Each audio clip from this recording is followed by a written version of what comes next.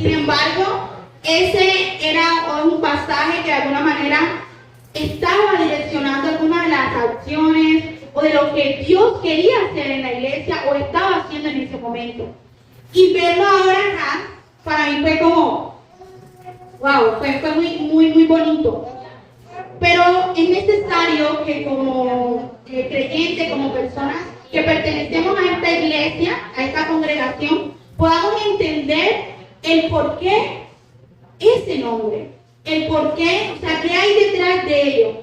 Porque como decía, no es algo al azar, no es algo que se escogió porque sí, sino que entendimos, y creo que desde ese momento se entendió, que había un llamado particular para nuestra congregación, había un llamado, algo que de alguna forma nos hace, como esa enseñanza que estuvimos tocando el mes pasado.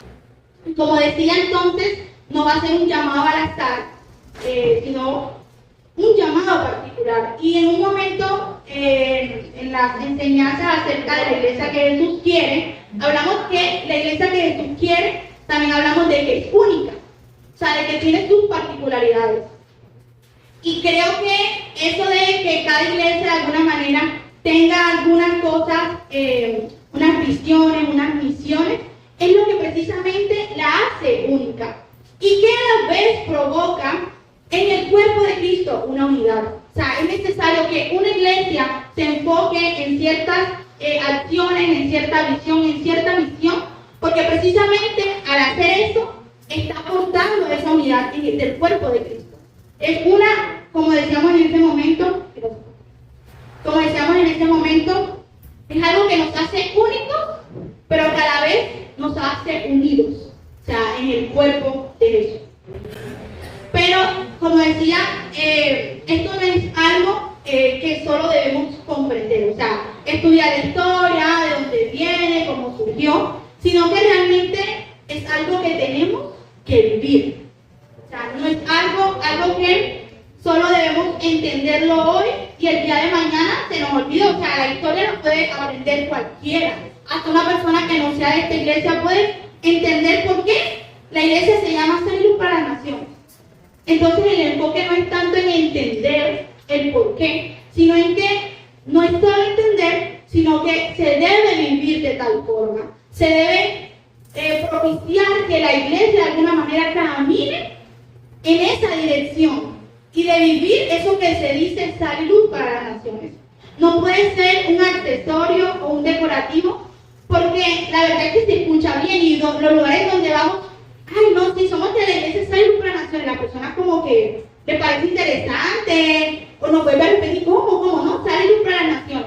O sea, parece un nombre llamativo, un nombre que nos han visto de pronto, y aunque algunos hemos escuchado Luz para las Naciones, creo que nos pasó, no, que somos Luz para las Naciones, no sé qué, no hemos escuchado Sal y Luz para las Naciones.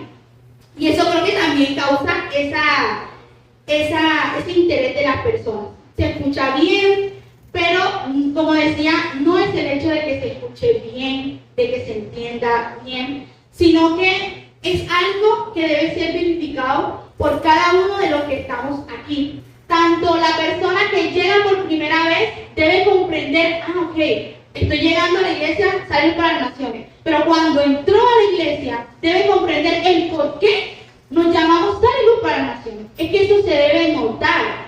Tanto la persona que llega como quien ya tiene mucho tiempo acá, debe entender que ese nombre, ese llamado, debe trascender a un simple nombre. Y esto también por el hecho de que no hemos sido llamados a ser Sal y Luz aquí dentro de la congregación.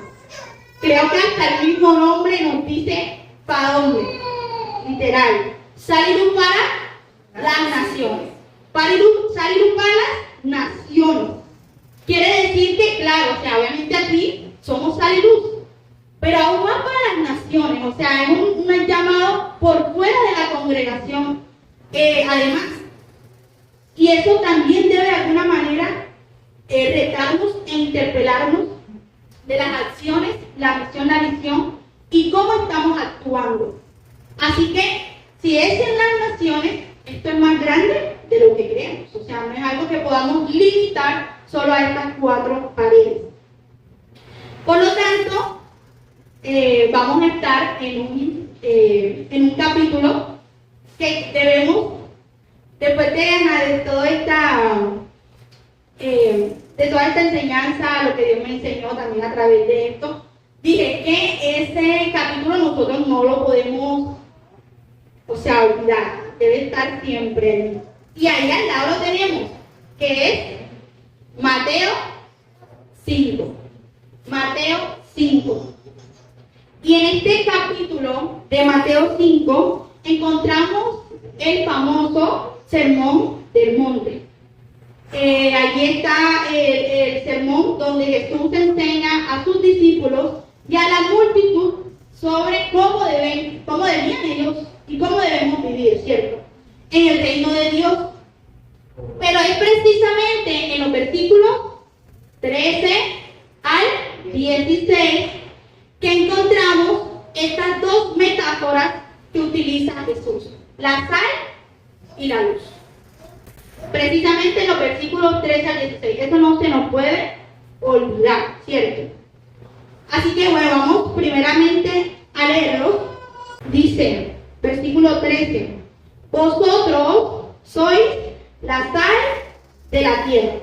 Pero si la sal se desvaneciere, ¿con qué será salada?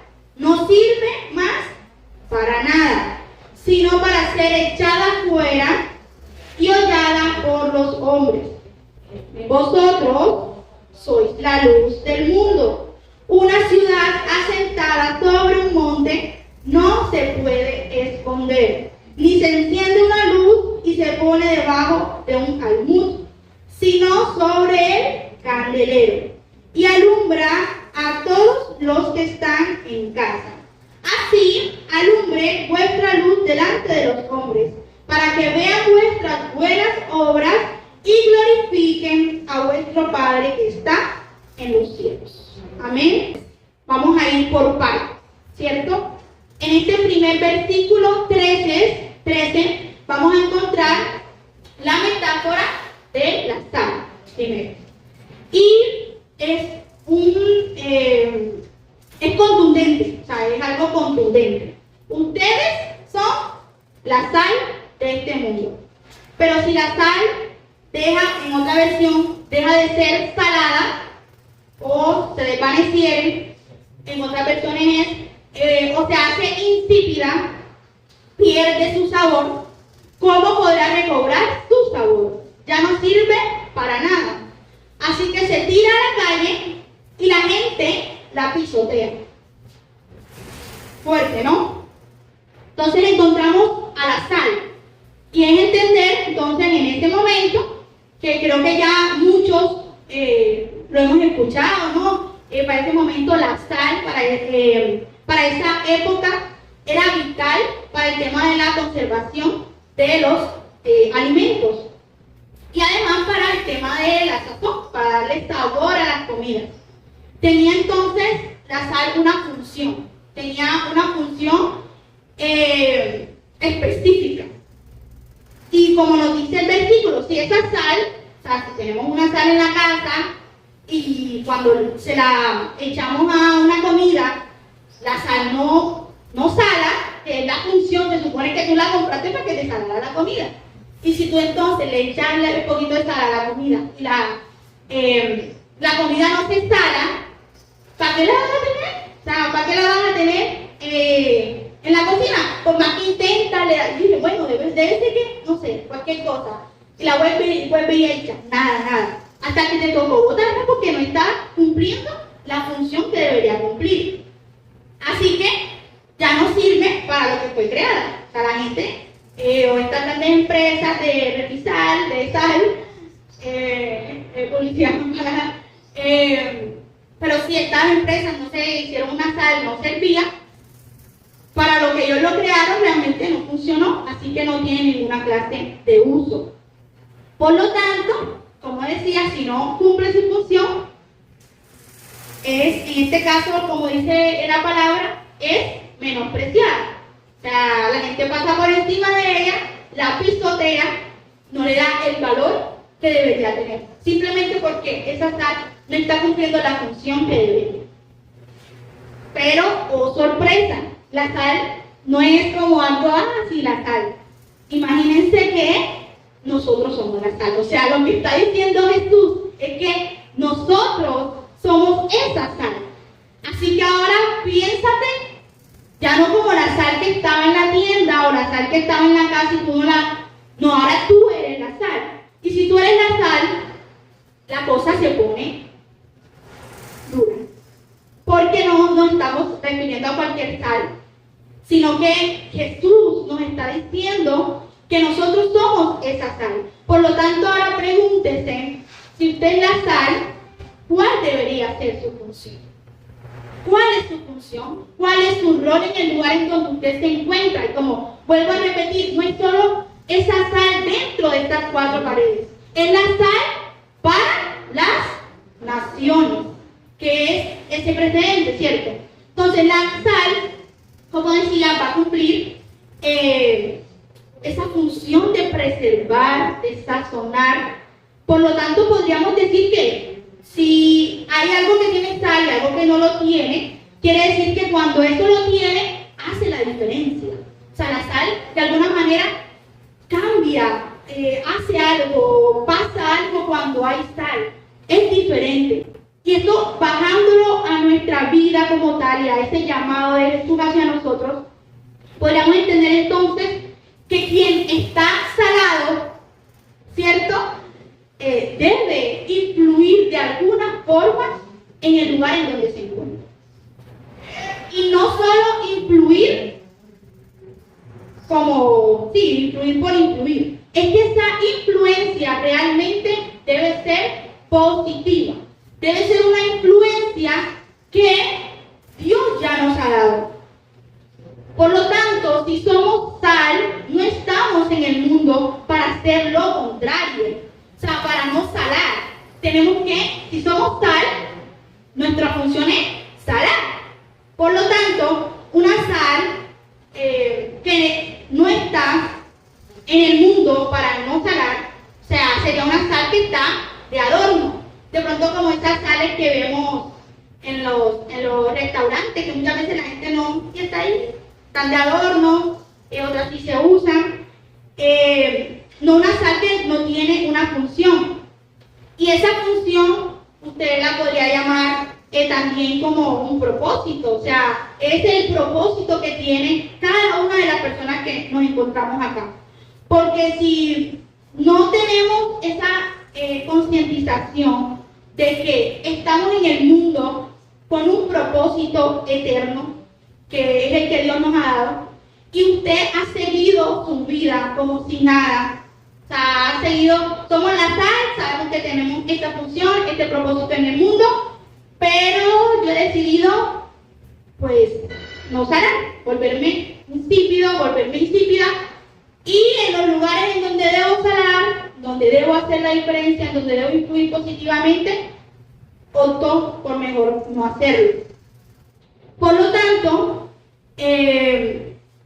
muchas veces pasa eso, no somos conscientes de ese propósito eterno que Dios nos ha dado, esa función en los lugares en donde Dios nos ha permitido y nos permite estar, y seguimos nuestra vida como si nada, perdemos ese sazón, ese sabor, y la sal se vuelve insípida.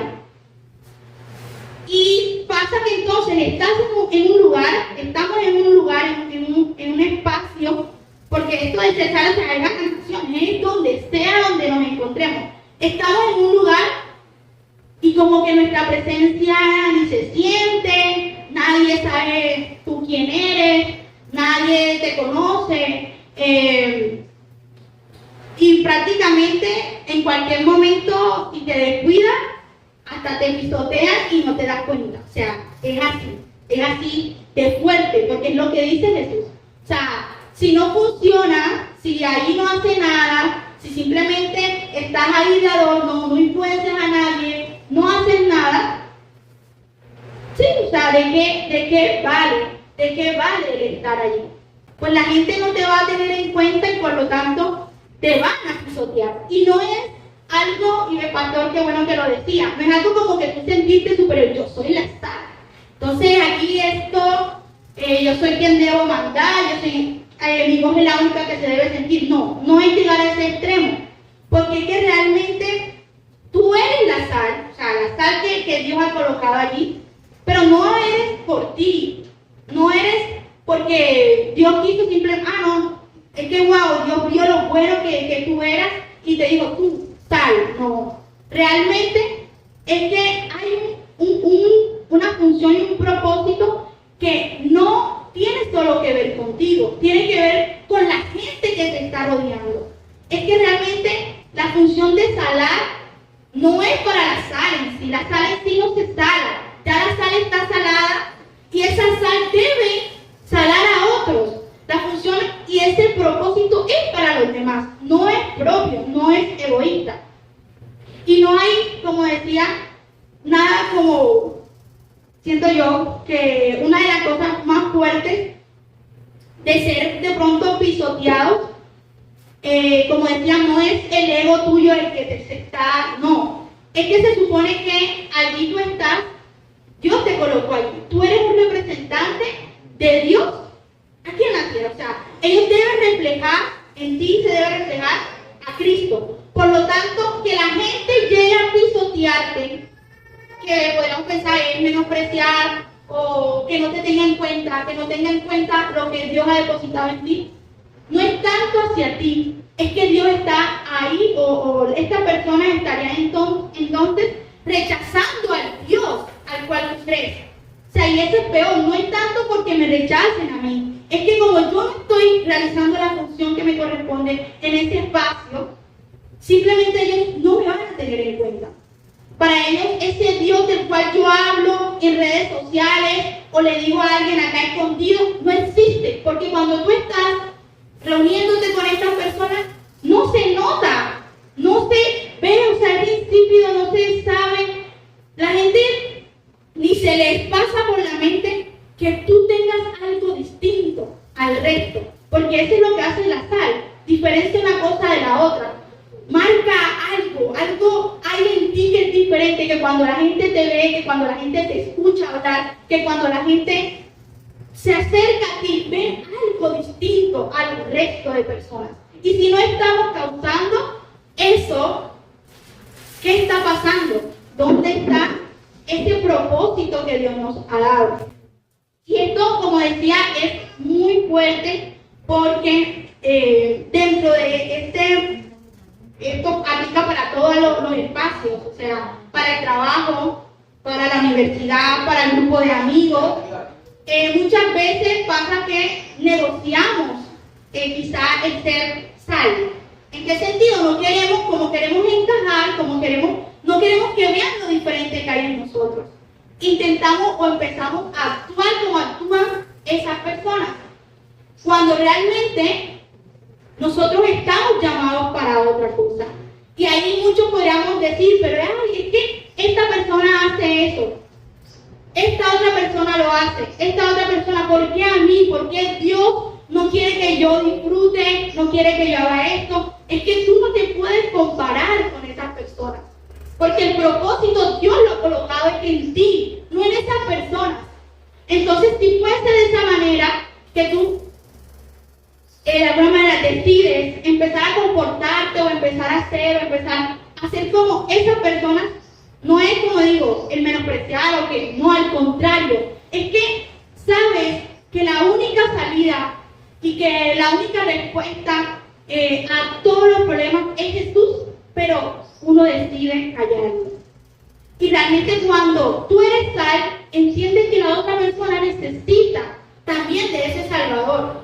Que hoy tú puedes de alguna manera tener esa relación con Dios, pero esa persona no la tiene. Entonces, en vez de actuar de acuerdo a lo que Dios nos ha llamado, tratamos de meternos ahí, tratar de parecernos a ellos, de parecernos a esas personas, y nuestro propósito prácticamente se borra. Y no hay nada peor que figurar en lugares o en propósitos en los que Dios no te ha llamado. Creo que eso es algo muy fuerte porque a fin de cuentas, no sé, Dios nos pregunta, bueno, y yo te coloqué aquí, te coloqué acá. Sí, o sea, tantos lugares, tantos espacios con esta persona y no pasó nada. Pero te colocaste en cualquier otro porque tú sentías que ahí era donde tenías que estar. Y vamos a ver que no, realmente no era así. Y peor aún, muchas veces, como decía, figuramos en lugares donde Dios no nos ha llamado. Pero peor aún es cuando sí estás en el lugar que Dios te llamó, pero no estás haciendo lo que Él te mandó. O sea, ya estás ahí, pero decides prácticamente no ser tal.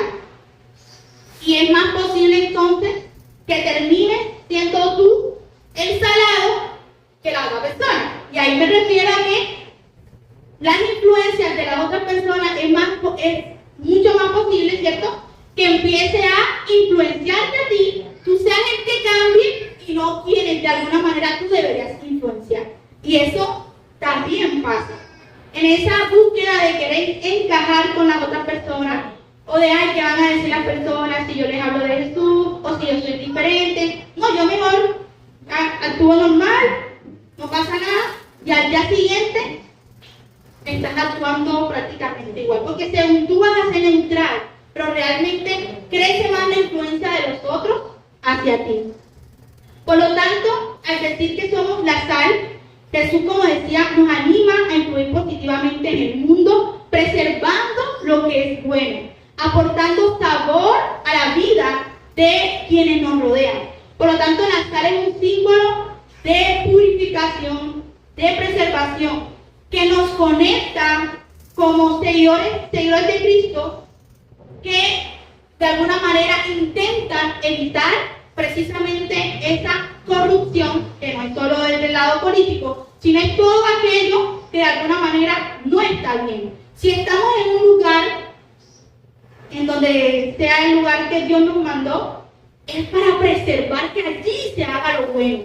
Aunque las personas decidan, al fin de cuentas, hacer lo que quieran hacer, qué bueno es que tú dijiste, esto no está bien, esto no debe ser así.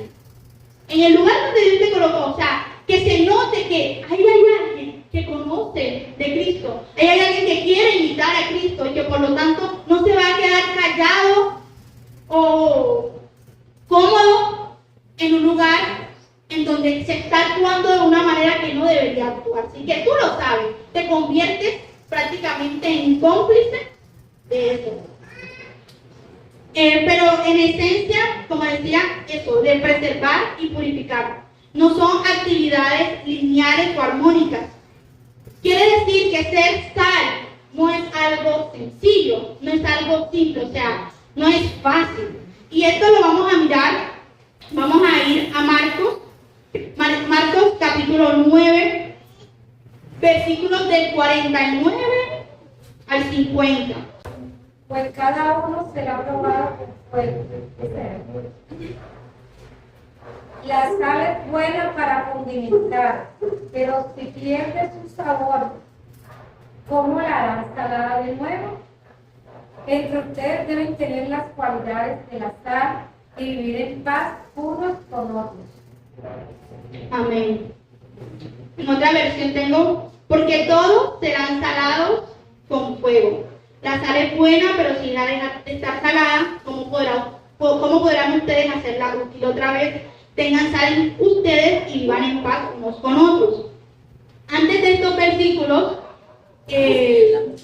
tenemos unos versículos anteriores que yo creo que son uno de los versículos o de los capítulos muy confrontantes, en donde el Señor literal nos habla del peligro de caer en pecado y que sería mejor perder cualquier miembro de nuestro cuerpo antes que nuestra alma, antes que separarnos de él. O sea, él dice prácticamente, te es mejor sacarte un ojo, te es mejor que no tengas una pierna, que no tengas un brazo, te es mejor eso. O sea, si eso te hace pecar, Si es eso lo que te hace pecar, qué mejor que te lo quites antes que pierdas tu alma, antes que tu alma esté eternamente alejada de mí. Y es fuerte, o sea. Y luego, al aterrizar esos versículos, entra esto, porque todos serán salados con fuego. La sal es buena, pero si ya está salada, ¿cómo podrán ustedes hacerla? Y otra vez, tengan sal entre ustedes y vivan en paz unos con otros. Entonces, como decía, el llamado que Dios hace arriba, o esto que nos habla acerca del peligro de caer en pecado, nos presenta unos escenarios complejos. O sea, ¿quién de alguna manera voluntariamente, sabiendo que está pecando y que una parte de su cuerpo es la que le está haciendo pecar, voluntariamente se saca un ojo o se quita una pierna? O sea, está hablando de algo complejo, ¿no? Y precisamente es entender que el tema de perder cualquier miembro del cuerpo antes de nuestra alma, lo cual tampoco es fácil, más allá de quitarte un ojo, una pierna, etcétera, nos habla de esa batalla permanente que tenemos en el espíritu y la carne. O sea, el hecho de que constantemente estamos aquí, peleando entre cuál de las dos cosas de alguna manera yo primo o pendejo, ¿no? Y Dios nos está siendo claro en que, mira, te es muchísimo mejor renunciar a este tipo de cosas que están en la carne, que es cuerpo, que a fin de cuentas, en los últimos días, o sea, tú no vas a llevarte eso. Tú podrías estar bien hasta con un ojo, pero teniendo tu alma intacta, puedes estar bien sin un brazo, puedes estar bien sin una pierna, pero con el propósito de que tu alma esté en Dios. ¿Qué quiere decir? Que pase lo que pase, el alma es eso, es aquello, ese vínculo, esa eternidad, es algo que debemos atesorar más allá de nuestro cuerpo. Y es bueno cuando Dios hace su obra en el cuerpo de cualquier persona, sanidad, milagros, etcétera, sana de múltiples formas. Pero qué triste es que muchas personas hayan conocido a Dios de esa manera y tuvieron una sanidad, fueron testigos de un milagro que Dios hizo en su cuerpo, pero que el día de mañana esa persona simplemente decidió no tener que ver nada con Dios. Fue como que, chévere, me entregaste esto, ya no me interesa más nada. A mí solo me interesaba que tú me entregaras esta sanidad, este milagro. ¿Quién pierde más? ¿Quién pierde más? Dios sigue siendo Dios, Él sigue siendo soberano, Él te entregó y sigue obrando de manera maravillosa en la vida de muchas personas. Pero quien pierde realmente es aquel que se queda solo con eso, que está en la carne y que no hizo nada en el espíritu. Y si solo nos quedamos con esa parte, realmente no va a valer la pena. El día de mañana, los últimos tiempos, pues, chévere, en vida, sí, te curaste, en vida, pero y luego se te olvida que hemos creído en que después de esta vida es que realmente vamos a vivir la vida que realmente Dios tiene para nosotros. Así que quiere decir que un poco este tema de ser salados con fuego precisamente es que no va a ser fácil. El fuego en este caso se relaciona con este proceso de transformación, de purificación, pero que no es lineal, como decía, no es algo sencillo. Es que te va a tocar pasar por dificultades, es que no va a ser fácil en ese lugar, en ese espacio donde Dios te colocó ser sal. No va a ser fácil, porque la gente te señala, porque la gente te puede humillar, porque la gente puede que no te preste atención, te ignore, y digan, ay, no, este está hablando quién sabe de qué. Siempre es lo mismo contigo, siempre agua fiesta, porque siempre estás viendo lo que no está bien, porque le estás diciendo. Puede que pase eso, puede que te ganes enemigos, puede que la gente te deje de hablar, puede que pierdas amistades, pierdas pareja, pierdas familia incluso. O sea, son tantas cosas que uno podría llegar a perder en esta vida por el simple hecho de en un lugar ser salvo. Por eso digo, y aquí la palabra es clara en decir, no es fácil, es un proceso. O sea, somos salados con fuego. O sea, la forma como de alguna manera vamos adquiriendo esa posibilidad de influir con los demás es a través de las pruebas, es a través de las dificultades. Allí es donde de alguna manera nos hacemos salados. Y esto, aquí Jesús está hablando, como digo, sobre cómo todos los que siguen a Dios pasarán, como digo, por pruebas, sufrimientos, que aunque difíciles, tienen como propósito el fortalecer la fe. Pero lo bueno es que cuando esto pase, como decía, sigue estando en ese plano. O sea, sigue estando en ese plano terrenal. Entonces, pase lo que pase, pierdas a quien pierdas, los lugares en los que, con tal de no perder al Creador, a Dios de tu vida,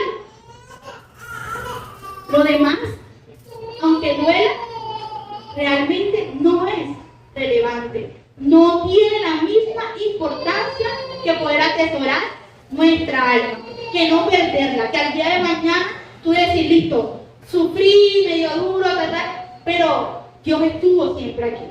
Pero con Dios no negocié mis principios, no negocié quién era, no negocié el propósito que Dios había colocado en mí. Decidí caminar en Dios.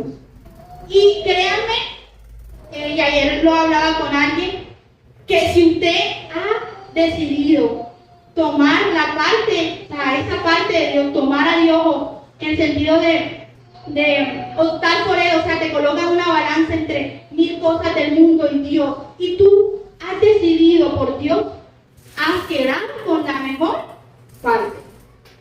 Siempre vas a tener la mejor parte. Y por último, de la sal, es entender que la sal no es nuestra. De ahí lo habíamos hablado ahorita, ¿cierto? La sal no es nuestra. La sal debe manifestarse en la iglesia. Por eso no coloco, no digo en la congregación. Es que debe manifestarse donde quiera que vayamos, sí, en las naciones, pero también dentro de la iglesia, dentro del cuerpo de Cristo. Y esto lo miramos desde el versículo 42 de Marcos, precisamente. Que todo parte del hecho de que en ese versículo se habla acerca de no caer en pecado, pero para no ser piedra de tropiezo para el más pequeño. O sea, todo parte de otro, realmente, no tanto de ti. O sea, todo parte del otro, de la otra persona. ¿Y qué es ser piedra de tropiezo? Es eso, precisamente ser sal en medio de un grupo, en medio de un lugar, ser sal, pero no cumples tu propósito, no estás haciendo lo que deberías hacer. La gente ve eso en ti y dice, ¿y eso que es cristiano?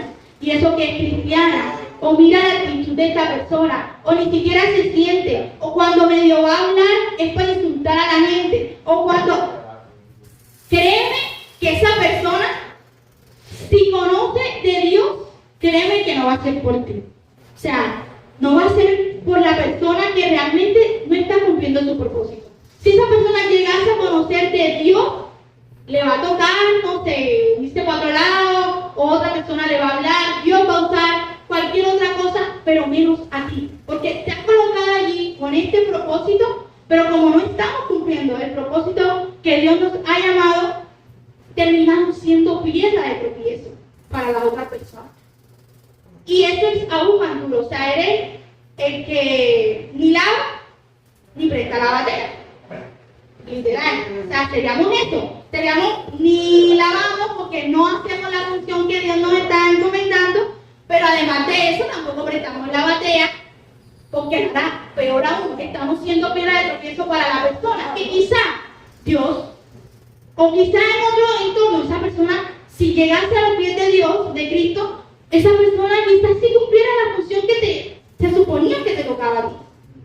Por lo tanto, esto de ser sal, como digo, no es algo que debe manifestarse solo en ti. O sea, yo soy sal porque yo soy única, soy único y no sé, no. Es que realmente es en servicio a las otras personas. Y cuando, como decía, cada sal se vuelve insípida, podemos ser esa piedra de tropiezo, porque la gente, en vez de buscar a Dios, nos van a pisotear. Como decía Jesús, ¿cierto? Te van a pisotear, no van a buscar a Dios de ninguna manera. Es que tú no estás cumpliendo el propósito, te van a pisotear y por tanto están pisoteando a Dios. O sea, te están pisoteando la identidad tuya que es la que te ha dado Cristo. Por lo tanto, pisotean a Cristo. Además, en el versículo 50, ahí yo, cuando lo leí en el primer momento dije, pero como que ¿qué tiene que ver esto con esto, no? Porque era ese versículo 50, ya al final dice, tengan sal en ustedes y vivan en paz unos con otros. Pero es que realmente, cuando en esa misma línea, o sea, cuando nos convertimos en piedra de tropiezo, realmente no estamos cumpliendo el rol de la sal. Y quiere decir que cuando somos sal, también en nuestro contexto, en nuestra iglesia, en nuestra congregación, la sal también de alguna forma debe preservar las relaciones y la unidad que existen dentro de la iglesia. Mantener esa paz los unos con los otros. Por eso se sugiere que una vida llena de sal de Cristo también debe manifestarse en las relaciones armoniosas que nosotros construimos con los demás. En la iglesia, en nuestros hogares, estas relaciones que uno las ve como más íntimas. Porque puede que pase eso. Soy sal para un lugar, porque ahí sí les hablo de Dios, pero en mi casa, no. En otro espacio, no. Porque, sí, o sea, ellos, no sé, de pronto ellos ya saben de Dios o no me interesa. Entonces ahí es también necesario entender cómo la sal, de alguna manera, también va a preservar esas relaciones que tenemos con los otros. Y la paz, como decía, es necesaria o es relevante para el testimonio del Evangelio. Por lo tanto, en este versículo 50 nos anima a poder vivir auténticamente nuestra fe, siendo esos agentes de paz en el mundo, con las demás personas. O sea, cuando realmente cada persona que está en el mundo, en las naciones, está cumpliendo su propósito que Dios le ha encomendado, estás de alguna manera abonando algo más grande que solo en la iglesia, que solo tu vida, que solo la intimidad con Dios. Estás abonando a el Evangelio de Cristo, a ese Evangelio macro que está entendido por toda la tierra. Eso no es algo sencillo o algo de menospreciable. Y allí encontramos también la luz, ¿cierto? Ya un poco hablamos de la sal, ahora conversemos un poco de la luz. Y es que en el versículo ya 14, entonces ya, se habla de la sal, luego Jesús dice, vosotros sois la luz del mundo, una ciudad asentada sobre un monte, no se puede esconder, ni se enciende una luz y se pone debajo de un almud, sino sobre un candelero, sobre el candelero, y alumbra a todos los que están en casa. Así alumbre vuestra luz delante de los hombres, para que vean vuestras buenas obras y glorifiquen a vuestro Padre que está en los cielos. ¿Quiénes entonces dice Jesús ahora que somos? Somos la luz, ¿cierto? Ahí, ustedes son la sal de la tierra, ustedes son la luz del mundo. Entonces ahora si somos el Señor está diciendo que somos la luz del mundo. ¿Con qué podría asociarse la luz? ¿Ustedes qué creen? ¿Con qué se puede asociar la luz? ¿En qué escenarios hay luz? ¿Cómo lo ven ahí? ¿Con qué se asocia la luz? La luz, la lámpara, el sol. ¿Y qué nos brinda la luz? Claridad. Ilumina. Ilumina. Transparencia. Verdad, cierto. Es la que nos guía. Exactamente. Porque te dice Un poco nos da esa. cierto. Para no caer en ese pecado, ¿no? Y si el Señor dice que nosotros somos la luz, ¿qué quiere decir? Cierto que muchas de estas cosas que han acabado de decir deben ser elementos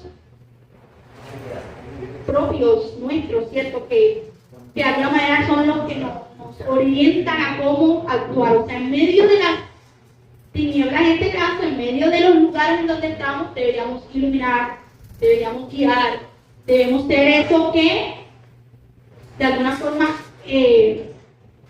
empiezan a direccionar hacia alguien. Entonces dice acá que la luz se asocia muchas veces con la verdad y la sabiduría divina, pero aún más se destaca la importancia de vivir ante los demás de manera que refleje la gloria de Dios. Y que no es solo yo ser luz, como dice ahora la persona es muy de que yo brille, de brillar y no sé qué, pero sí, sabemos que es algo más propio, egocéntrico muchas veces. Pero es claro en el versículo 16, hacia el hombre vuestra luz delante de los hombres, ¿para qué? Para que vean vuestras buenas obras y glorifiquen a vuestro Padre que está en los cielos. O sea, no es que tú vas a hacer luz desde la luz, no sé, la luz que tú te inventaste y tú dices que eres luz, porque donde tú vas, todo se ilumina y tú causas en la persona cosas y no sé qué. No, es que realmente la luz, cuando está en un lugar, en este caso el llamado de Jesús, es que esa luz debe reflejar al Dios viviente, o sea, al Dios al cual tú le estás sirviendo. Estos versículos, como digo, no solo instruyen, sino que también subrayan la responsabilidad que tenemos de influir en el entorno de las demás personas, mostrando este carácter del reino de Dios a través, además, de nuestras acciones. Y este punto es fuerte porque, bueno, acá dice, y lo vemos allí, que en la primera parte dice, una ciudad asentada sobre un monte no se puede esconder. Quiere decir que se ve como un poco que la ciudad, en este caso podríamos ser nosotros, ¿no? O sea, somos la ciudad, estamos asentados sobre un monte, o sea, ya de por sí tú ni siquiera lo has decidido, o sea, ya tú estás allá arriba. ¿Qué es lo que te está, o cómo podríamos de pronto pensar en que esa montaña puede que realmente sea Dios? Porque es que nosotros realmente, si es por nosotros, o sea, hasta ni siquiera nos vamos a subir por allá. Tratamos de estar como más escondidos, no sé qué, porque realmente una ciudad como está en lo alto de un cerro no se puede esconderse. Nosotros estamos en lo alto y el estar allí no es por nuestros méritos, o sea, no es algo que realmente, como decía, nosotros escogimos, fue porque yo hice todo el esfuerzo para yo subir hasta ahí arriba. No, tampoco lo merecíamos, sino que realmente Dios nos ha colocado allí. Él es esa montaña realmente, o sea, Él es la montaña en donde está sentada esa ciudad que somos nosotros. Y por eso es Él el que nos hace visible. Ahora bien, Él es la montaña, está la ciudad allí, pero esa ciudad, por más que quiera, no se puede esconder. Se supone que estás allá arriba, no te puedes esconder. Tarde que temprano algo va a pasar. Alguien se va a dar cuenta de que está ahí la ciudad, porque está, o sea, para cualquiera es fácil verla. Ahora bien, puede ser que haya una cuestión de que la ciudad no quiere darse a conocer, no quiere estabilizarse y tratar de esconderse, tratar de huir de donde la han colocado. Y eso puede pasar de que nuestro corazón de alguna forma empiece a alejarse. O sea, aunque estemos ahí en lo alto, Dios ya nos ha llamado, Dios nos ha dado un propósito, Dios ya tiene una relación con Dios, ya le conoce y todo, pero el corazón como que se aleja, como que no quiere saber tanto de Él, como que no quiere mostrarse, no quiere mejor esconderse y no cumplir con ese llamado, ese propósito, o hacer algo ahí donde está montado. O sea, ya estás ahí arriba, ya Dios te colocó ahí porque ya Él te limpió, Él ya lavó tus pecados, el Señor ya te ha hecho una nueva criatura, ya el Señor ha transformado tantas cosas en tu corazón, o sea, ya ha hecho tanto, pero aún así tú no te quieres mostrar, no quieres figurar, no quieres que la gente se dé cuenta, no quieres que nadie sepa, y pasa lo mismo, o sea, ahí mismo dice, ni se enciende una luz y se pone debajo de un almud, sino sobre el candelero, que sería como que debajo de un cajón. O sea, ¿tú para qué vas a hacer eso?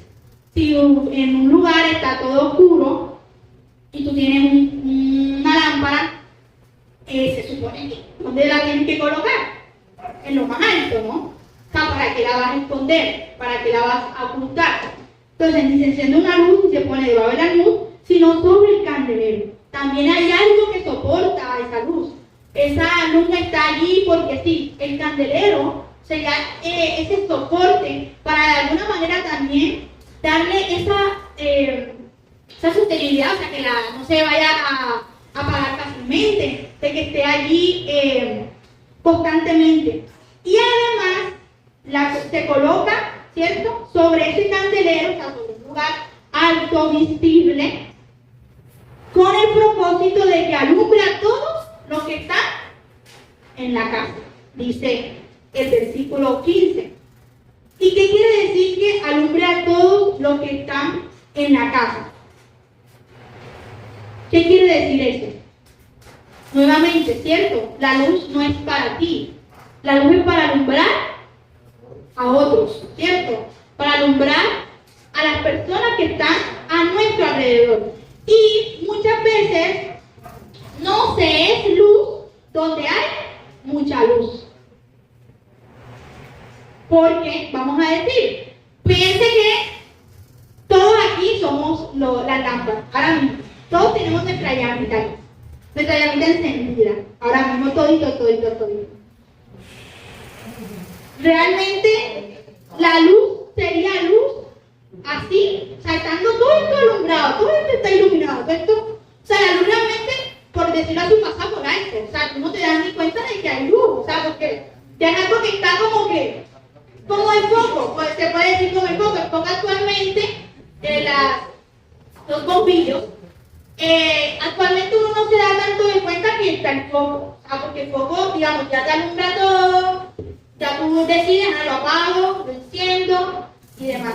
Pero quizás en ese momento, y que de pronto, no sé si hay aquí personas de esa época, pero quienes vivieron en esa época, la luz era algo que todo el mundo estaba pendiente, todo el mundo iba hacia la luz, todo el mundo tenía que estar cerquita de la luz, si ibas a hacer algo, llevaban la luz, si ibas a hacer, tenías que estar ahí pendiente de la luz. O sea, la luz realmente muchas veces no va hacia luz donde hay mucha luz, porque para que haya luz, debe haber oscuridad. Para que tú te des cuenta de que hay luz, debe haber oscuridad. Por lo tanto, el llamado también de alumbrar la casa, como dice, y alumbran todos a los que están en casa, seguramente la casa está oscura.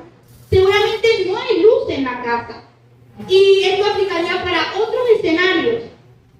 Podemos ser luz aquí y sería fácil, es mucho más sencillo ser luz aquí, porque todos somos luz. Entonces, muchísimo más fácil. Pero, qué difícil muchas veces es ser luz dentro, o sea, en medio de la oscuridad. Y la oscuridad son todas estas cosas que realmente están totalmente desalineados de la luz de Cristo. Porque realmente no es nuestra luz, es la luz de Él que se refleja en nosotros. Y eso lo vemos acá tenemos Efesios, alguien que pueda buscar, Efesios capítulo 5, versículos del 8 al 9, y Filipenses 2, del 15 al 16. Porque en otro tiempo erais tinieblas, mas ahora sois luz en el Señor. Andad como hijos de luz. Porque el fruto del Espíritu es en toda bondad, justicia y verdad. Amén. Busquemos también ahí el otro, Filipenses 2, del 15 al 16.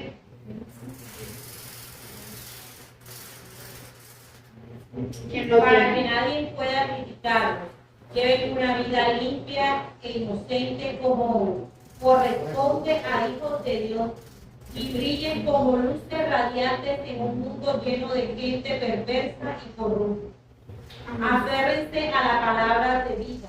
Entonces, el día que Cristo vuelva, me sentiré orgulloso de no haber corrido la carrera en vano y de que mi trabajo fue inútil. Amén. Amén. Entonces, ¿qué encontramos, cierto? Primero en Efesios, el hecho de que nosotros éramos oscuridad, estábamos en oscuridad, pero ahora ya no somos eso.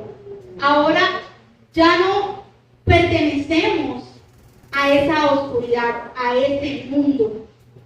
Ahora somos luz en el Señor. Por eso esa insistencia de entender que no es que seas luz por tu propia cuenta, es que tú estás reflejando la luz del Señor, la luz admirable de Él. Él es luz. Y al tú acercarte a Él, al haber de alguna manera Dios habernos sacado de esa oscuridad y acercarnos a su luz, ahora nosotros podemos decir es que nosotros somos luz. Vivan entonces como hijos de la luz. Y ese fruto que da la luz es bondad, justicia y verdad. O sea, esto debe ser algo que debe marcar nuestros pasos. ¿Quiénes somos?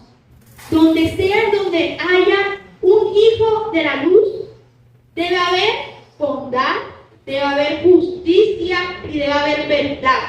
Si no hay verdad, si no hay justicia, si se celebra la injusticia, si realmente no hay bondad en el corazón de aquel que se ha acercado, que de alguna manera ha conocido al Señor, hay que revisarnos, tenemos que revisarnos, porque realmente los hijos de la luz van a vivir a partir de esa bondad, de esa justicia y de esa verdad. Este pasaje va a subrayar que al ser transformados por Cristo, los creyentes deben vivir de modo que reflejen esa luz.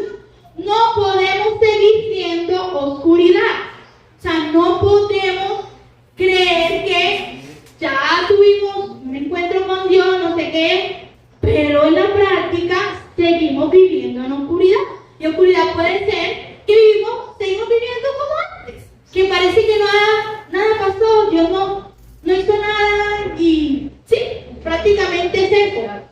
Por lo tanto, no podemos seguir viviendo en la oscuridad. Y si tenemos también un pie acá y un pie allá, un pie en la luz, un pie en la oscuridad, pues realmente realmente estamos en la oscuridad. O sea, no es que haya un lado medio. Realmente, si hay un pie allá y un pie acá, estamos acá que allá.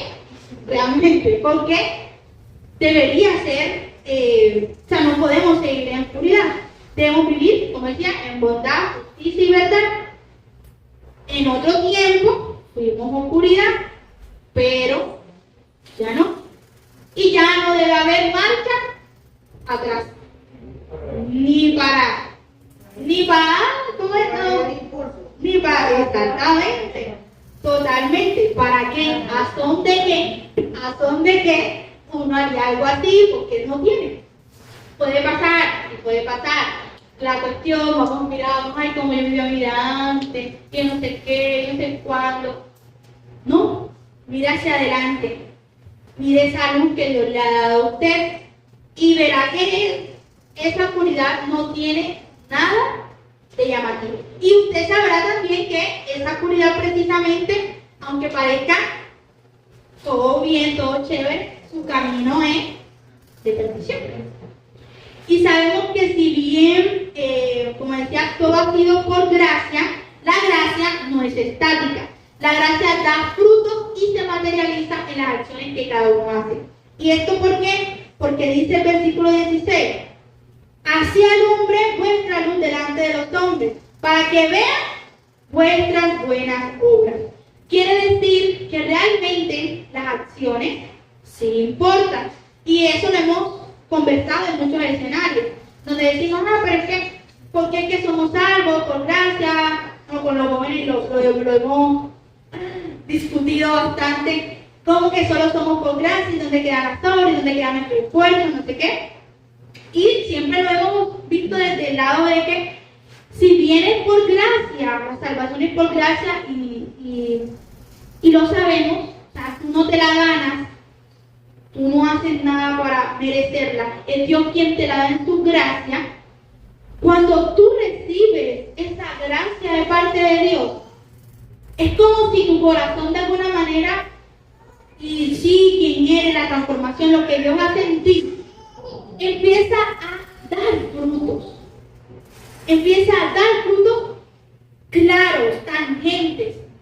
Por lo tanto, las acciones sí son importantes. Y es que en un grupo en donde tú eres sal y, como decíamos, eres luz, muchas veces tú no vas a decir ahí, no, yo soy salvo, yo creo en Dios, por gracia. Yo puedo hacer lo que a mí me venga en gana, porque voy por gracia. O sea, Él me lo regaló y yo puedo hacer lo que yo quiera.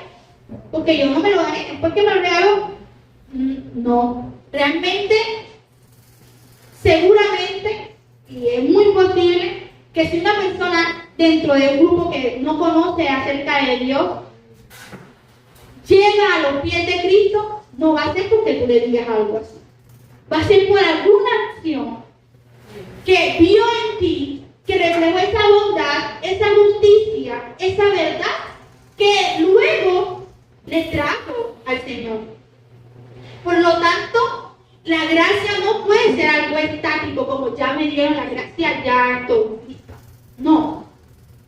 La gracia da frutos, porque tú en agradecimiento a lo que Dios te ha dado, a lo que Dios colocó en tu vida, empiezas a obrar de manera distinta. Ya no ves a la otra persona de la misma forma. Cambia la forma como tú ves, actúas, dices las cosas, como tú hablas, como tú escuchas, lo que consumes. Algo debe cambiar. No podemos permanecer de la misma forma. Y va a materializarse en las acciones que cada uno va a realizar. En Filipenses, luego entonces vemos, ¿cierto? Para que sean irreprochables y sencillos, hijos de Dios sin culpa, en medio de una generación torcida y depravada, en la cual brillan, en esta versión tengo como estrellas. Acá nos hacen estar también como estrellas en el mundo, sosteniendo la palabra de vida, sosteniendo esa palabra que el Señor nos ha dado. Aquí se dice entonces que los creyentes deben sobresalir en un mundo difícil, mostrando su fe a través de sus acciones. Las acciones sí son importantes, no lo son todo, pero sí son necesarias. Van a reflejar más de lo que creemos. Las acciones que cada uno realiza van a reflejar más de lo que creemos, porque si no fuese así, pues seguimos. O sea, ¿qué es lo que nos va a distinguir? ¿Qué nos distinguiría? Nada. O sea, si seguimos igual, ¿qué nos va a hacer distinguir? Algo debe haber, algo debe distinguirnos de los demás, que de alguna forma haga que este brillo, acá como se dice, como estrellas, sea sobresaliente. Las personas lo puedan ver. Y allí claramente vemos cuál es esa luz admirable. En Primera de Pedro, capítulo 2, En 1 Pedro capítulo 2, versículo 9, nos habla de esa identidad que el Señor nos ha dado. Dice, pero ustedes son linaje escogido, real sacerdocio, nación santa, pueblo adquirido por Dios, para que proclamen las virtudes de aquel que los llamó de las tinieblas a su luz admirable. Y esto es un versículo que nos habla claramente de quiénes somos en Dios. No porque nosotros quisimos serlo, sino porque Él nos escogió, nos dio ese sacerdocio, nos escogió como nación santa, como pueblo adquirido por Dios, pero no para nosotros, ¿cierto? No para nosotros. ¿Para qué? Para proclamar. ¿Qué proclamar? Las virtudes de aquel que nos llamó, ¿de dónde? De las tinieblas a su luz admirable. Por lo tanto, es esa luz admirable de la cual no podemos perder nuestra mirada. Nuestra mirada siempre debe estar puesta en esa luz admirable a la cual de alguna manera queremos reflejar en los demás. Estos textos complementan de alguna forma este pasaje de Mateo 5, de los versículos del 13 al 16, recordándonos la importancia de vivir activamente en nuestra fe y ser testigo de la luz de Cristo en nuestras vidas. Y permítanme un segundo para recapitular un poco e ir cerrando. Es recordar, ¿cierto? Estas metáforas, la sal y la luz.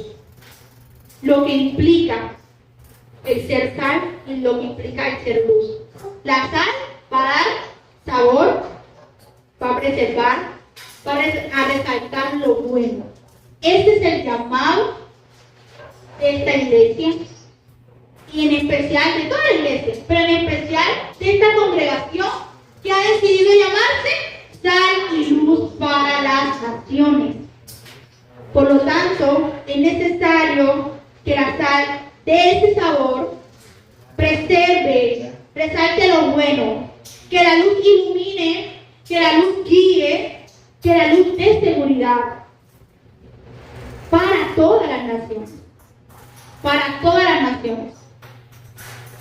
Así que el llamado, hermanos, hermanas, en esta mañana, resumido en una corta frase es: no escondas tu luz ni pierdas tu sabor. El mundo necesita lo que Dios depositó en ti. Entonces, ni es esconder nuestra luz, ni perder nuestro sabor, quienes somos, nuestra esencia, lo que Dios nos ha dado. Porque hay demasiada necesidad allá afuera, esperando que esa sal y que esa luz para las naciones realmente haga lo que le corresponde, lo que Dios le ha llamado a hacer. Repito, no escondas tu luz ni pierdas tu sabor. El mundo necesita lo que Dios depositó en ti. Y ahí creo que en la versión que la pastora leía, un poco como, nos habla de eso, de que Dios esté orgulloso, ¿no? O de que el Señor diga como, wow, sí, cumpliste, ¿no? Hiciste lo que de alguna manera debías hacer.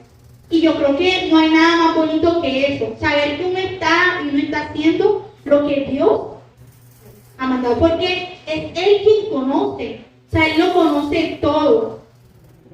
Él lo conoce todo. Por lo tanto, si Él nos dice, hagan esto, hagan aquello, Él sabe el por qué. No podríamos en algún momento reprochar y, ay, no sé por qué, porque a mí, por qué esto, porque aquello.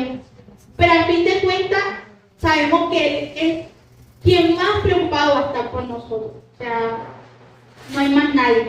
Aún ni nosotros mismos, lo hablábamos también ese día con los jóvenes, muchas veces nosotros mismos también nos hacemos daño y no necesariamente queremos lo mejor para nosotros, aunque suene raro, o sea, se supone que uno debería, pero no, muchas veces optamos por cosas que no están bien, que le hacen daño a nuestra mente, a nuestro cuerpo, tantas cosas, ¿no? Entonces ni siquiera nosotros mismos podemos realmente confiar. Nuestra confianza siempre debe estar depositada en Dios. Así que dígale a la persona que tiene tu lado, no escondas tu luz ni pierdas tu sabor. No escondas tu luz ni pierdas tu sabor. Ni pierdas tu sabor. Porque si perdemos eso, vamos a perder prácticamente todo.